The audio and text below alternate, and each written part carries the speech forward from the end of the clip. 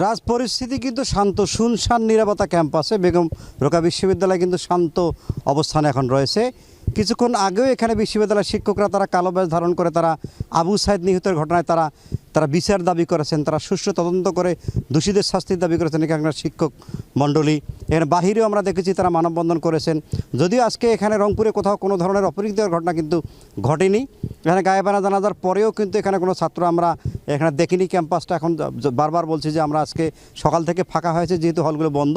আমরা আরেকটা বিষয় দেখেছি যে ছাত্র দল কিন্তু আমরা দেখেছি যে এখানে রোডে কিন্তু তারা অবস্থান নিয়েছে এবং ছাত্রলীগও তাদের অফিসে তারা অবস্থান নিয়েছে, এমনটি তথ্য আমাদের কাছে এসেছে। এবং তারা বলছেন যে ছাত্রদল বলছেন যে আমরা কোটা আন্দোলনকারীদের পক্ষে সহযোগিতা করার জন্য এসেছি এবং ছাত্রলীগ বলছে তারা যদি কোনো ধরনের অপ্রীতিকর ঘটনা ঘটার চেষ্টা করে সেটা প্রতিহত করার জন্য আমরা প্রস্তুত রয়েছি। তবে আবু সাইদের পরিবারের যে কান্নারোল সেখানে আমরা অনেক জায়গা থেকে শুনেছি তাদেরকে সহায়তার হাত বাড়ার জন্য অনেকে যোগাযোগ করেছেন। বিশ্ববিদ্যালয়ের পক্ষ থেকে ওখানে তারা শোক জানিয়েছেন, বিশ্ববিদ্যালয়ের পক্ষ থেকে সেখানে যোগাযোগ করা হয়েছে, শিক্ষক গিয়েছেন। তবে আন্দোলনকারী শিক্ষার্থীরা বারবার যেটা বলছেন যে আমরা কিন্তু এই ক্যাম্পাসে যদিও ক্যাম্পাস বন্ধ কিন্তু হলগুলো কিন্তু এখনও বন্ধ হলেও কিন্তু পাশে যে মেসগুলো রয়েছে এই মেসে কিন্তু পর্যাপ্ত ছাত্ররা কিন্তু এখনও রয়েছেন।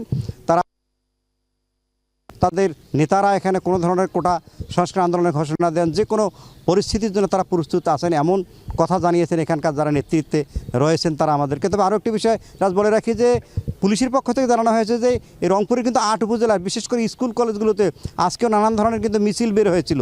রংপুরেও বিভিন্ন এলাকা থেকে মিছিল আসতেছিল কিন্তু নগরের বিভিন্ন পয়েন্টে পুলিশ তাদেরকে আটকে দিয়ে কিন্তু সেখান থেকে ছড়িয়ে দিয়েছে। আমরা জানতে পেরেছি যে পুলিশ বিভিন্ন কলেজে ঢুকে কিন্তু ছাত্ররা একত্রিত হয়েছিল আন্দোলন করার জন্য, সেখান থেকে তাদেরকে সরিয়ে দিয়েছে। আজকে কিন্তু পুলিশ বারবার বলছেন যে কোনো ধরনের সংঘাত ছাড়াই তারা ছাত্রদের বুঝিয়ে কিন্তু সেখান থেকে সরিয়েছেন।